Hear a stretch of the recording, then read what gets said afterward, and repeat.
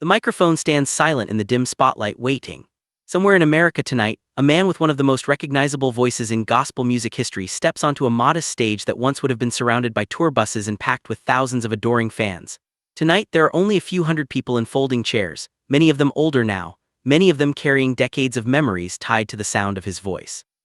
His hands tremble slightly as he grips the microphone, not from age but from memory. Memory of a night when he stood at the absolute peak of gospel music, holding 6 Dove Awards in his hands as the industry rose to its feet.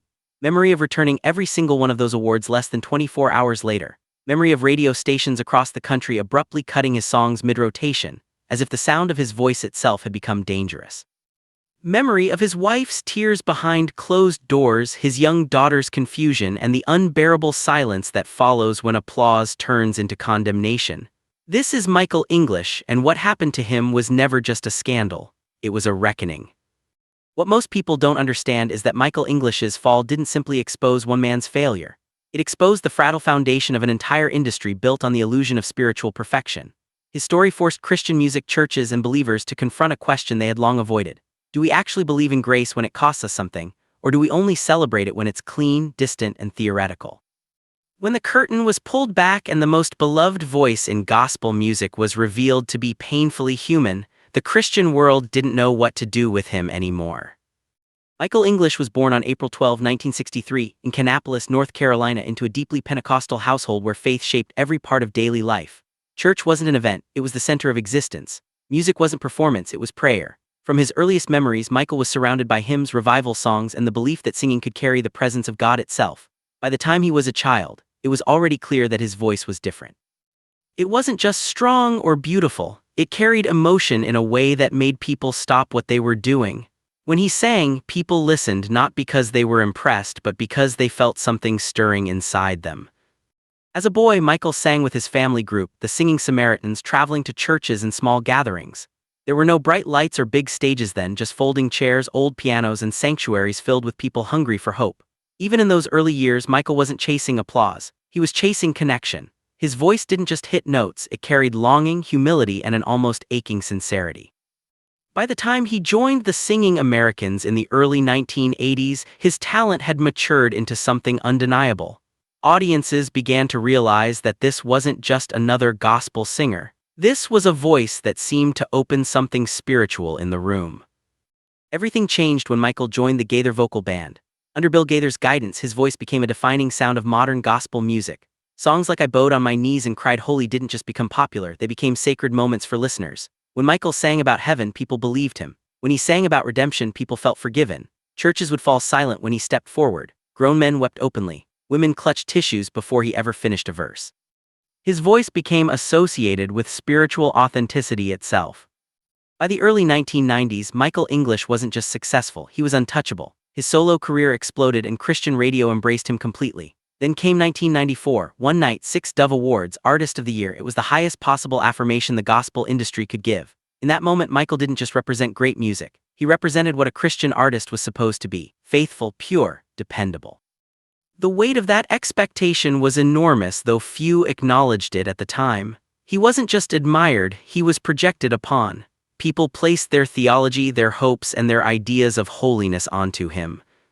Less than a day later, it all collapsed. News broke of an extramarital affair involving Michael and another Christian singer. Both were married. Michael had a young daughter at home. The response was immediate and unforgiving. Radio stations removed his music without hesitation. His record label dropped him. The Dove Awards were returned in a symbolic act that felt less like repentance and more like public erasure. Fans who once praised his ministry now wrote letters of condemnation. Scriptures about judgment replaced words of encouragement. The same community that had elevated him now distanced itself, as if proximity to his failure might contaminate their faith. What followed was not a quick redemption arc, but a long, brutal unraveling.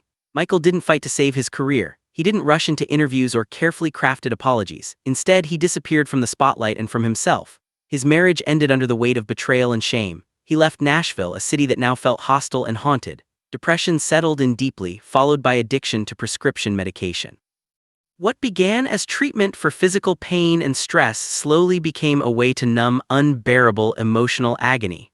The voice that once brought people hope now belonged to a man who struggled to find meaning in his own existence. In his darkest years, Michael questioned everything: His calling, his worth, his faith. There were moments when he admits he didn't care whether he survived. Legal troubles surfaced, his health deteriorated, friends vanished, invitations stopped coming. The applause that once defined his identity was replaced by silence, and that silence was deafening. The man who had sung so convincingly about grace now wondered if it applied to someone like him. Yet it was in that complete emptiness that something began to change. With no platform left to protect, no reputation to manage, Michael encountered God not as a performer but as a broken man. Grace stopped being a lyric and became a lifeline. There were no shortcuts, no instant healing, just slow, painful honesty. In his autobiography, The Prodigal Comes Home, Michael writes about learning to sit with his failure rather than escape it, about facing the consequences without pretending they didn't exist, and about discovering that grace doesn't erase pain, but it sustains you through it. When Michael slowly returned to music in the early 2000s, it wasn't as a triumphant comeback. It was cautious, humble, and deeply personal. Albums like Heaven to Earth and Worship didn't dominate charts, but they marked a man learning how to sing again without hiding behind applause. When Bill Gaither invited him back for homecoming events, reactions were mixed. Some welcomed him with tears, others questioned whether he should ever lead worship again. But something in Michael's voice had changed forever. It carried weight, every note sounded earned. Today, Michael English is no longer the flawless golden boy of gospel music. He is something far more honest. His voice is rougher now, marked by years of struggle, but it carries a depth that perfection never could.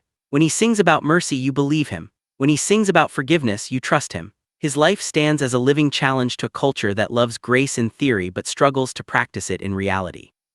Michael English's story forces us to confront uncomfortable truths about ourselves, about the way we idolize leaders, about the way we discard them when they fall, about whether we believe redemption is real or conditional. His life doesn't deny consequences. He lost everything. But it insists that failure does not have to be the end of a calling. Sometimes it becomes the beginning of a deeper one.